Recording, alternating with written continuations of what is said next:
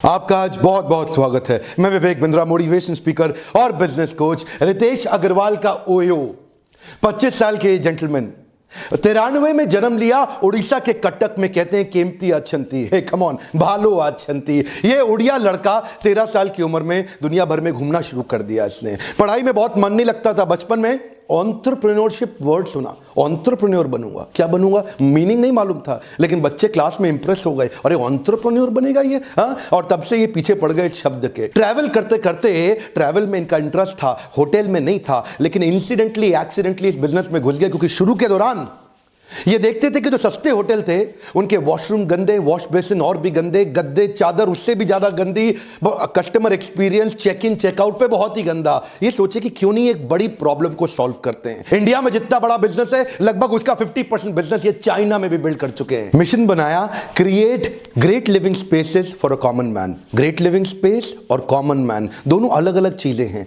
दोनों एक साथ नहीं आ सकती। वो साथ में लाना थोड़ा मुश्किल था। 2012 में ओराइवल स्टेज प्राइवेट लिमिटेड नाम की एक कंपनी की स्थापना करी। छोटे बच्चे थे, टीनेजर थे। गुड़गांव के हुड्डा सिटी सेंटर चले गए। वहां जाके एक होटल वाले को बोले, देखो भैया आपका होटल चल तो रहा नहीं है, इसमें लोग आ तो रहे नहीं है, कमरे खाली पड़े रहते हैं।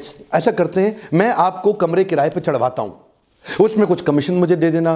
तो मालिक ने बोला, जा बेटा जा, बहुत साल हो गए मुझे काम धंधा करते। लोगों को विश्वास नहीं था, छोटा बच्चा था ना ये, लेकिन इसने उन्हें बोला कि देखो अगर लॉस हुआ तो मेरा, प्रॉफिट हुआ तो आधा आधा।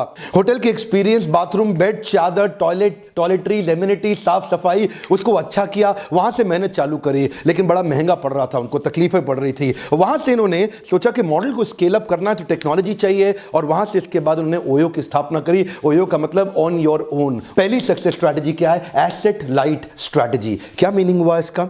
इन्होंने ध्यान से देखा, अनब्रांडेड होटल्स बहुत सारे हैं, ये एक बड़ा यूनिवर्स है अनब्रांडेड होटल्स का। उन सारे अनब्रांडेड होटल्स को एक ब्रांडेड इकोसिस्टम में अगर ला दें तो मजा आ जाएगा। ये सोचते थे किसी मॉल के पास हो होटल, कि रेलवे स्टेशन के पास हो, एयरपोर्ट के पास हो, किसी कॉर्पोरेट हब जहां पे बहुत एम्प्लॉयबिलिटी है उसके पास हो, ताकि होटल तुरंत पिकअप कर जाए। और उसके बाद इन्होंने धीरे धीरे ये समझना शुरू किया कि दुनिया की जितनी बड़ी होटल चेन्स हैं, ये सबका फोकस है उन होटल्स पे जहां 100 से ज्यादा कमरे हों, और 90% से ज्यादा होटल ऐसे हैं जिनके पास 100 से कम कमरे हैं। 10% होटल ऐसे हैं जिनके पास 100 से ज्यादा कमरे हैं। वो 90% होटल्स पे कोई ध्यान नहीं दे रहा था। इस बात को जरा पकड़िएगा मेरी। वो मार्केट जिस पे कोई ध्यान नहीं दे रहा था, वहां पे इन्होंने ध्यान दिया। एक 4 स्टार होटल बनाने में 60 करोड़ लग जाता है, एक 5 स्टार होटल बनाने में 125 से 150 करोड़ लग जाता है, और उसके बाद प्रॉफिट निकालना मुश्किल हो जाता है, उसमें ROI आता नहीं है। ये सोचे मैं होटल बनाऊंगा नहीं, बने हुए होटल के साथ पार्टनरशिप करूंगा, और खासतौर से उन पे काम करूंगा जो 100 से कम कमरों वाले छोटे होटल्स हैं, क्योंकि उन पे कोई ध्यान नहीं दे रहा। और वहां से 1000-2000 रुपए प्राइस पॉइंट वाले कस्टमर को delightful great consumer experience create करके दूंगा। और इससे आता है मेरा second point, end to end responsibility for customer experience. ये क्या कहते हैं? एंड टू एंड मतलब शुरू से आखिरी तक सारी जिम्मेदारी कस्टमर को खुश करने की मेरी है। आप होटल के मालिक हैं, आपको टेंशन नहीं लेना, अब मैं करूंगा। अच्छा तुम कैसे करोगे यार? ऐसा होटल का मालिक इनको बोला। तो क्या बोले, जब कस्टमर को होटल ढूंढना होता है वो मैं कराऊंगा कि आसानी से उसको होटल मिल जाए, बुकिंग कैसे आसानी से हो जाए, check in easy, checkout easy, और अंदर सारे वर्ल्ड क्लास एक्सपीरियंस। इससे इन्होंने बिल्ड किया अपनी तीसरी स्ट्रैटेजी, जिसको क्या बोलते हैं? Predictability will bring repeatability. अब प्रिडिक्टेबिलिटी का मतलब क्या हुआ? ध्यान से देखते थे, क्या चीज चल रही है उसको रिपीट कर दो, जो चीज बढ़िया चल रही है उसको रिपीट कर दो। तो इन्होंने क्या किया? अफोर्डेबल बना दिया, प्रिडिक्टेबल बना दिया, और हर जगह अवेलेबल बना दिया। अब चाहिए था इनको स्पीड और स्केल, तो उसके लिए इन्होंने बिल्ड करी टेक्नोलॉजी। चौथा point, technology for speed and scale. ये जानते थे अगर मुझे तेज चलना है और बड़ा करना है तो टेक्नोलॉजी बड़ी इंपॉर्टेंट है। 8 साल की उम्र से इन्होंने कोडिंग शुरू कर दी थी, टेक्नोलॉजी के मामले में बहुत तेज थे। ये जानते थे, इन्होंने मोबाइल ऐप भी ऐसा बनाया कि 3 क्लिक 5 सेकंड कमरा बुक। इनकी अपनी टीम है, हर जगह एक मैनेजर होता है इनका, हर देश में जहां जहां इनका ओयो चल रहा है वो एक अपना क्रिप्टॉन मोबाइल ऐप यूज करता है, जो इनका इंटरनल ऐप है। उस ऐप की मदद से ये वहां के हर होटल की प्रॉपर्टी का रेट ऑफ रिटर्न कैसा आएगा, उसका यील्ड कैसा आएगा, कितना कमाऊंगा, कितनी इन्वेंट्री उसमें चढ़ रही है, कितनी उसमें बुकिंग, उससे क्या होगा, ये उसके प्राइस पॉइंट को डिसाइड कर पाते हैं कि ये कमरा मुझे कितने रुपए में चढ़ाना है। थोड़ा मैं इसको साधारण भाषा में समझाता हूं। मान लो अगर इनके 10,000 होटल है, तो हर होटल पे एक मैनेजर प्राइस पॉइंट के लिए लगाना पड़ेगा, तो मतलब 10,000 मैनेजर चाहिए। लेकिन अब क्या किया, स्क्रिप्टॉन ऐप की मदद से वो 10,000 लोगों का काम 50 लोग कर लेते हैं। इनका विराट रूप समझने के लिए 5वीं स्ट्रैटेजी समझिए, focus team for acquisition and expansion. ये एक अलग डेडिकेटेड फंक्शन, एक टीम बनाई है जिससे हम नए होटल्स, नए पार्टनर्स को एक्वायर करें और बिजनेस को एक्सपैंड करें। इस टीम का केवल यही काम है कि नई प्रॉपर्टीज के साथ पार्टनरशिप को कैसे बिल्ड किया जाए। अभी तो 2.25 लाख कमरे हैं, लेकिन अब इनका टारगेट है कि हर महीने 50,000 कमरे अपनी इन्वेंट्री में बढ़ाते चले जाएं।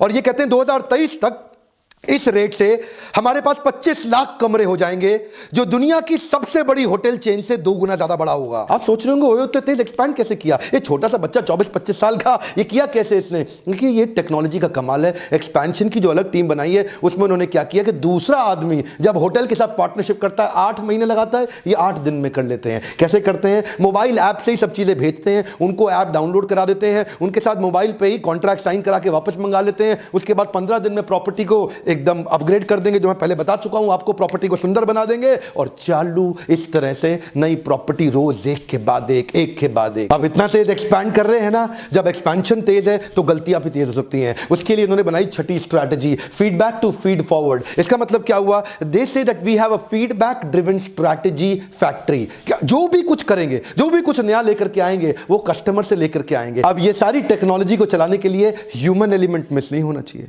क्योंकि ह्यूमन ही तो टेक्नोलॉजी चलाएगा। तो उसके लिए इन्होंने बनाई 7वीं strategy, lowest attrition with continuous training. ये अपनी टीम को इतना ट्रेन करते हैं, इतना ट्रेन करते हैं, इतना इंस्पायर एंगेज करते हैं कि 25 स्किलिंग इंस्टीट्यूट बना दिए ओयो ने, 25 ट्रेनिंग सेंटर्स बना दिए अपने लोगों के लिए ओयो ने।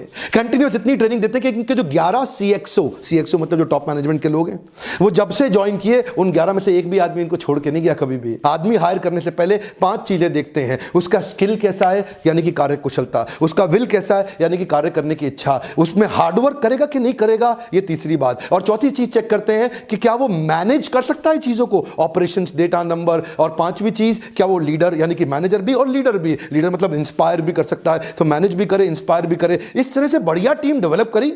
ठीक है, जो 7वीं स्ट्रैटेजी मैंने आपको बताई ना, ग्रोथ की, lowest attrition with continuous training, इसने इनको बड़ा फायदा दिया कि आज एयरबीएनबी मिल से टक्कर नहीं ले पा रहा। ट्रेनिंग का बहुत फायदा है सर, बहुत फायदा है। अपने ऊपर इन्वेस्ट करना चाहिए। यही आपका छोटा सा दिमाग जो आपको सब कुछ कमा के देगा, आप इस पे समय नहीं लगा रहे, इस पे पैसा नहीं लगा रहे। और मैं यही कल्चर इस देश में बिल्ड करना चाहता हूं। अमेरिका के अंदर हर एम्प्लॉय, हर बिजनेसमैन साल में 100 घंटे की ट्रेनिंग लेता है, और हमारे देश में साल में कोई 2 घंटे की ट्रेनिंग भी नहीं लेना चाहता। आपसे रिक्वेस्ट कर रहा हूं, अपने ऊपर कर रहे हो इन्वेस्ट, किसी पे नहीं कर रहे। ये जो लोग जीप पे इन्वेस्ट करते हैं, अपने पेट के ऊपर इन्वेस्ट करते हैं, अपनी जनेंद्रियों पे इन्वेस्ट करते हैं, अपने बाहरी शरीर पे इन्वेस्ट करते हैं, इस पे नहीं करते।